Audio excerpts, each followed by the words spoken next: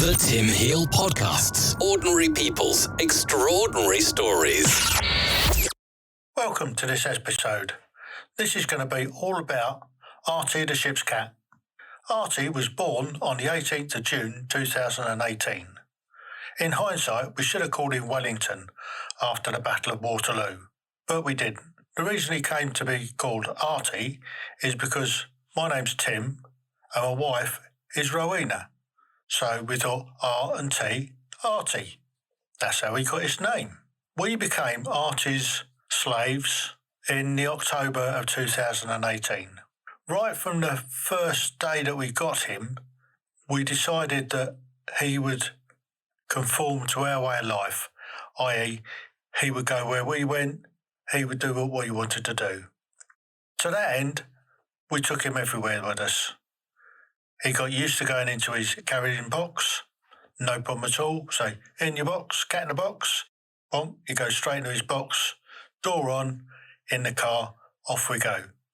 I also took to taking him out on the lead. I put a harness on him and I put a lead and we used to go and walk round the block. He used to enjoy that. Now he roams it freely. We got him his own door, so he comes and goes as he pleases. He's got his own set, shall we say, routines. He'll normally get up around about 4 o'clock in the morning and come into the bedroom and start stomping about, jumping up and down on us, demanding that we feed him. One of us has to get up, feed him, and then he'll go out and he'll wander the streets for maybe an hour or so and then come back in, and then he'll settle down again.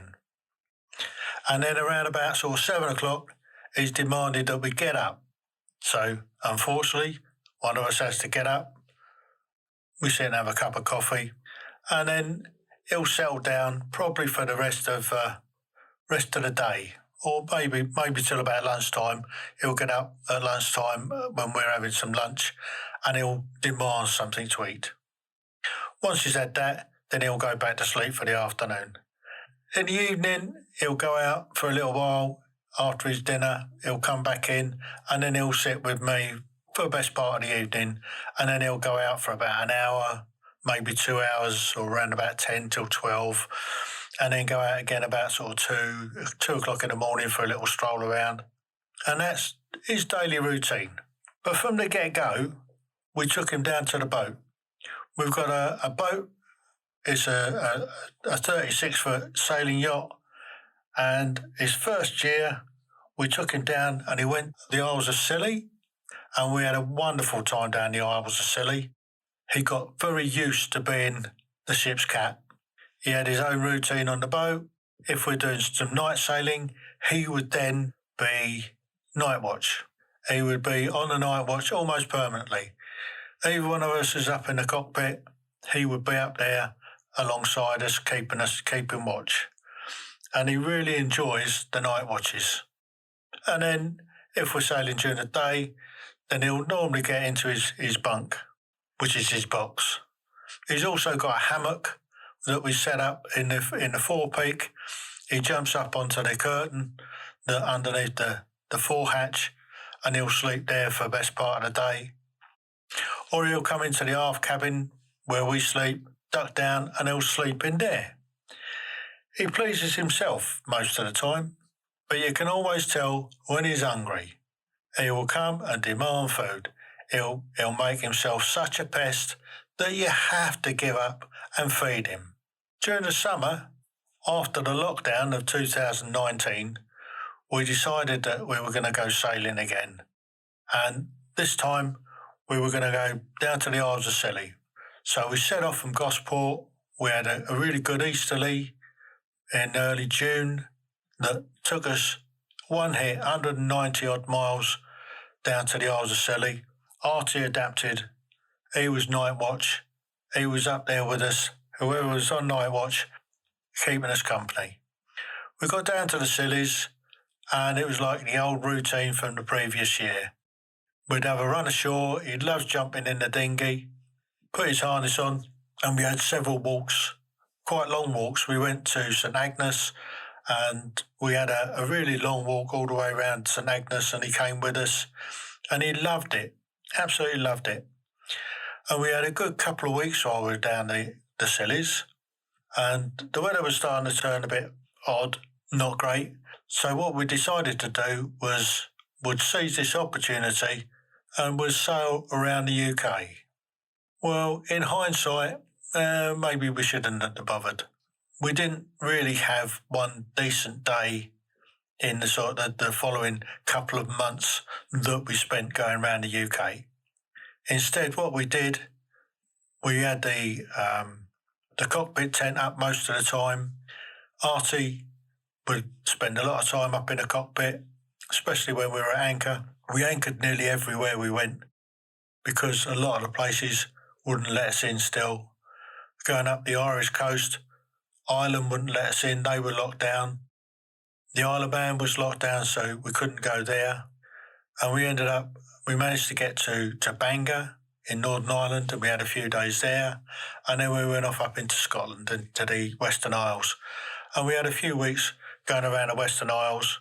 We went to one really, really, really quiet anchorage, and we decided that we'd have a run ashore in the evening. It would look idyllic, absolutely idyllic. A really white sandy beach, nice area, very quiet. The rain of the day had gone, so we went ashore. We took Artie with us. What an error. We hadn't gone more than 50 metres off of the beach, and then it started. Down came the mozzies. God dear, they are murderous. You should have seen the pandemonium of us trying to get back to the boat. Artie wasn't too bothered, but he took slight umbrage of being thrown into the dinghy, and as we were trying to row away, we were stuck on the bottom and we were going nowhere fast. We finally got off and away and back to the boat.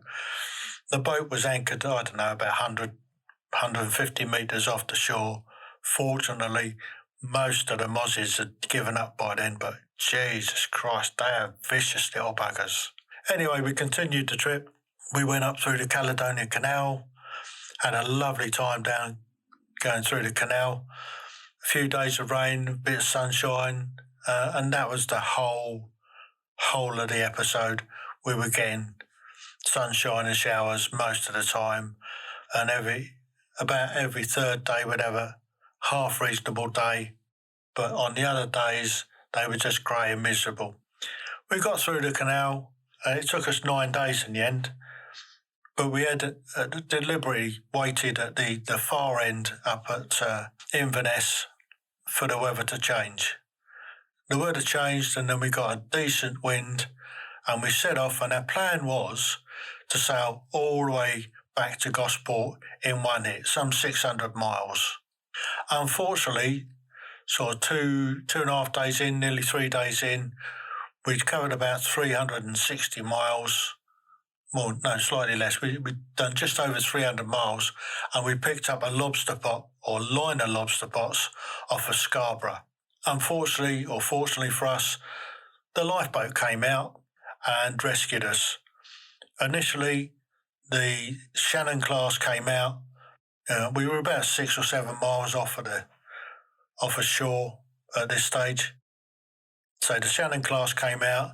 They managed to get one of them free, and most of the line, but we still had another lobster pot stuck underneath us.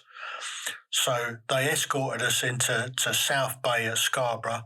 We couldn't actually go into Scarborough because our draft is too deep and it dries out in there. And they brought out the inshore lifeboat, who then managed to free up the other lobster pot, and we were able to go on our way. By this time, it was really early hours of the morning. It was about, 3 o'clock in the morning, something like that, by the time we got free. And we picked up the lobster pot about 9:30, 10 o'clock at night. So this was a real drain on the whole crew. We sailed into Grimsby, and we were met there by another lifeboat, just to make sure that we were okay. We spent a week there waiting for the weather to change. We had easterly gales all week, and it was just horrible, absolutely horrible. but the wind finally came round to the north. Although it was still blowing a bit of a hoolie, we left Grimsby fish dock with it blowing a 6. By the time we got down to the estuary, it was blowing 7, and by the time we got down to the wash, it was a northerly blowing an 8. Fortunately, we just had the head sail up and we were steaming along. We were doing really good. Artie was enjoying himself. He was up on night watch again. He was down below during the day most of the time.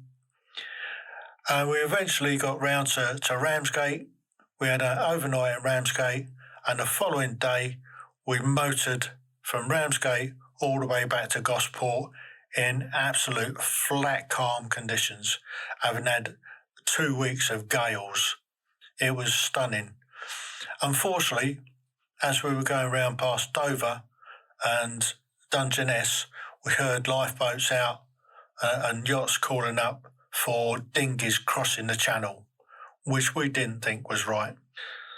But there you go, that was that. So we got back from that little trip to be locked down once again in October. And here we are in 2021 and we're locked down again. Unfortunately, we don't have access to the boat, but Artie, the ship's cat, he's back to his land legs routine.